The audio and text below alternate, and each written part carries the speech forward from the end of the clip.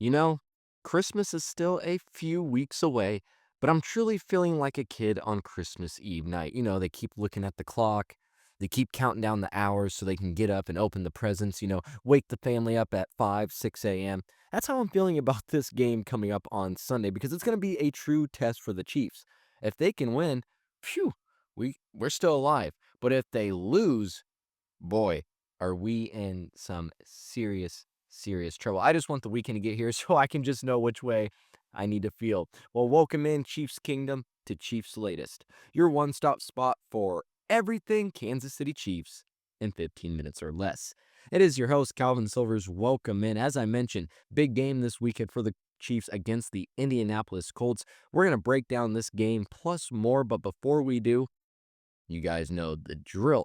If you haven't already, come on over and join the Chiefs Latest family. Hit that subscribe button and turn on those notifications. We're trying to reach 1,500 subscribers, and we need your guys' help.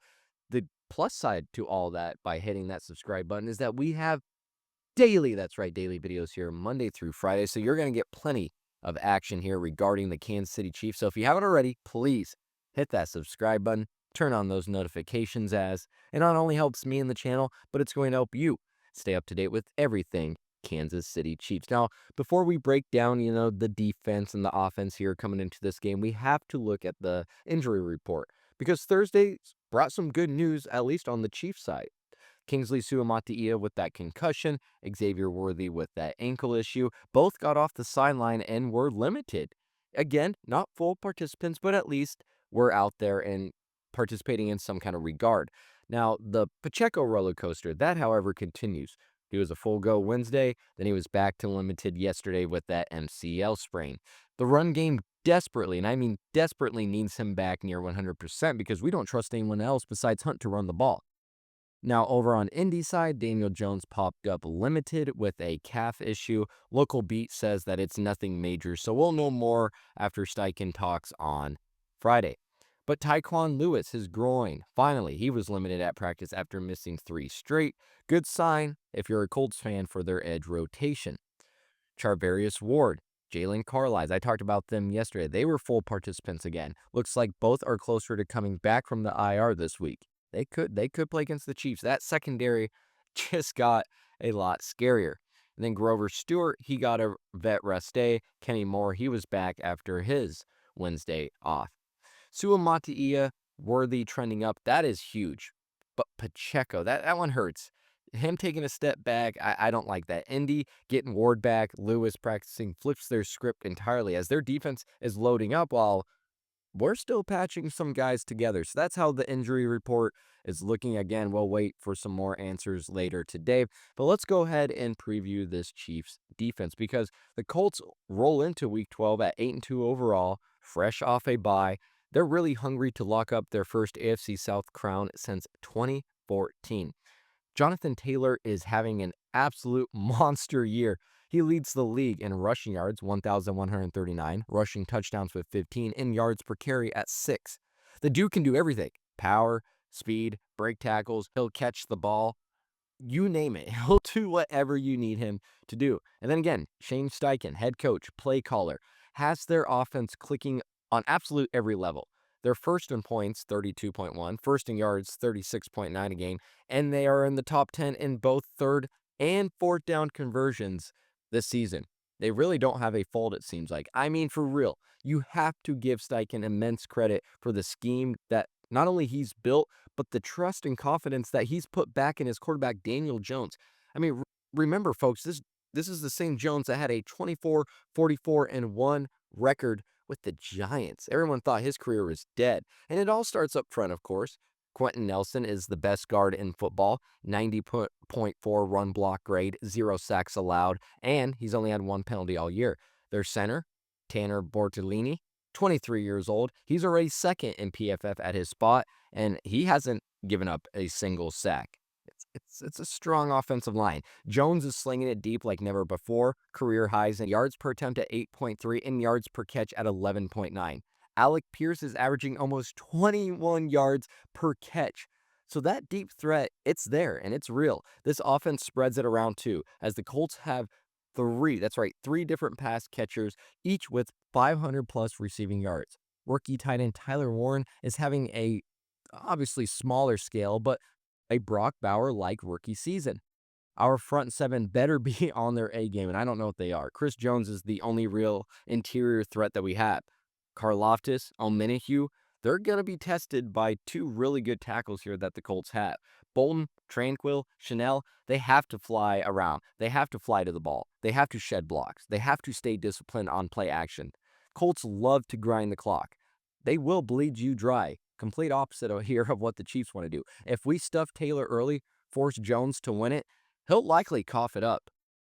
He will. Let me give you some examples. In the loss to the Rams, he had two interceptions. Taylor only had 76 yards. Against the Steelers, Jones threw three picks and fumbled twice. Taylor, he only had 45 yards. Again, can this team contain the run game? Can they fit the gaps? Because if you can do that, Jones will likely make a mistake or two, as we've seen, to keep you in it. That's really what you have to bank on. The Chiefs' defense has consistently been great against the run when needed, so that's a plus. But this week will be the toughest test yet for them. So we'll see how they can hand up it again. I'm not liking the fact that their O-line is going to be ready, and our D-line just hasn't been anything special this year. All right, let's go to the offense, because outside of torching terrible defenses like the Ravens at the time, Raiders, and Commanders, this offense has been painful to watch. The last 2 weeks have shown that we don't have an identity. We are at an identity crisis. We still refuse to run the football. And remember, the return of Pacheco remains to be seen. We don't know if he's going to play yet. But even when the run game works, Andy will quickly move on. However, the worst news of all is Indy is fifth in rush yards allowed. So even if we wanted to run the ball, I don't know if we're going to be able to, especially without Pacheco. Then you have Lou Anarumo, who's running this defense, and he knows the weaknesses of Mahomes, of course, as we remember his time with the Bengals. In fact, in the 6 games that these two have matched up, it's been constant pressure. And there's no better example than that than the 2022 AFC title game, where Mahomes had 4 sacks and 2 picks. It was not good. The Colts just added Sauce Gardner as well, who almost housed one in the opening game as a Colt that he had. Gardner thrives also as a cover corner, and I would imagine that he's going to shadow Rashee Rice, at least for a majority of the game. Then Kenny Moore, he flies around, so Worthy and Hollywood Brown are going to struggle at least to create some separation. We've seen that all season, struggle to get open. And the safeties that they have, Cross and Bynum, they're downhill monsters. 3.5 sacks between them. This defense, kind of like the Chiefs, likes exotic blitzes. Have some man coverage behind it. Very similar here. Our line is finally solid, lowest pressure rate of Pat's career at least, but the second someone sends some extra rushers, it jumps to 38% and we panic because nobody can beat man fast. Every receiver on this roster is worse against man than zone. In fact, let me say this for you. Every single receiver on the Chiefs has worse yards per route run against man coverage than zone coverage. Where's the dagger concept? The Rashee Rice slant. Use him more across the middle of the field. We're getting away from things that are going to beat the man coverage. Not only that, where's under center play action? We're 29th in under center snaps, 30th in under center passes. Running backs can't catch. We're 25th in receiving yards there. Explosive runs, 2.6%, which if that holds up, that's dead last this entire century. We treat RPOs like real runs when we actually throw 80% of the time. Also, by treating RPOs like real run plays, linemen, they can't fire off. Backs start flat-footed. Indy plays man at the 9th highest rate and now has Sauce and Ward on the field together for the first time? Oh no. So this is not a favorable matchup right now, at least for the Chiefs. Anarumo, he knows every trick. Sauce could be a blanket in this one, and we have no answers for blitz man or even a real run game. If Andy doesn't scheme this week, it could be brutal, folks. We could really be, if not more already, we could really be on the verge of missing the playoffs if we drop another one. So that's just something we got to avoid at all costs. Andy Reid, you got to scheme up something, please. Please. All right, let's get away from the game. We haven't had a name pop up that the Chiefs could chase for a while now, of course, with the trade deadline ending. But Houston just cut Dameon Pierce That's right. On Thursday, a fourth-year guy who flashed hard as a rookie but never got it going really after that.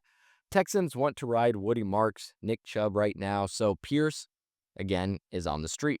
We're sitting 12th in yards per carry, 4.5, but only 16th in total rushing yards. We need bodies that we can actually trust, again, to tote the rock. Not Smith, not Mitchell. The coaches have no trust in them to run the ball, only want to use them in passing situations. Pierce is not a home run hitter anymore. We know that, but he's only 25. Low miles and his career 4 yards per carry is right in line with what our backs are doing right now. Put him behind our line, which is 13th in run block grade this year, 8th last year, instead of Houston's, which was 23rd and 25th those 2 years. He's going, or I would hope so, look a little better. Only Brashard Smith is under contract at running back for 2026. So Pacheco, Hunt, Mitchell, all could walk after this season. Pierce, he would be some cheap insurance. He's not going to burn anybody deep, but he's got more wiggle than Hunt, more power than Pacheco when healthy, and he's solid in pass pro. Knowing Beach and Andy, they're only going to kick the tires if they're secretly worried that Pacheco's MCL is worse than they're letting on. However, I don't think they're going to do it. But Pierce, he's not sexy. But if KC, he'd have at least a better line, hopefully fresher legs, and instant depth for a position that's about to be free agent city next year. If we pass and Pacheco goes down again, we might be looking at the scenario and wondering what we should have done.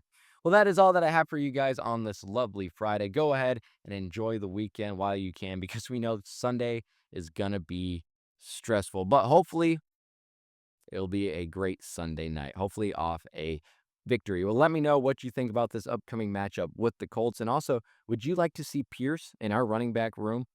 Leave your comments and thoughts below. And also, if you haven't already, please hit that subscribe button. I'm your host, Calvin Silvers. You are listening to Cheifs Latest. And until next time, have a good one.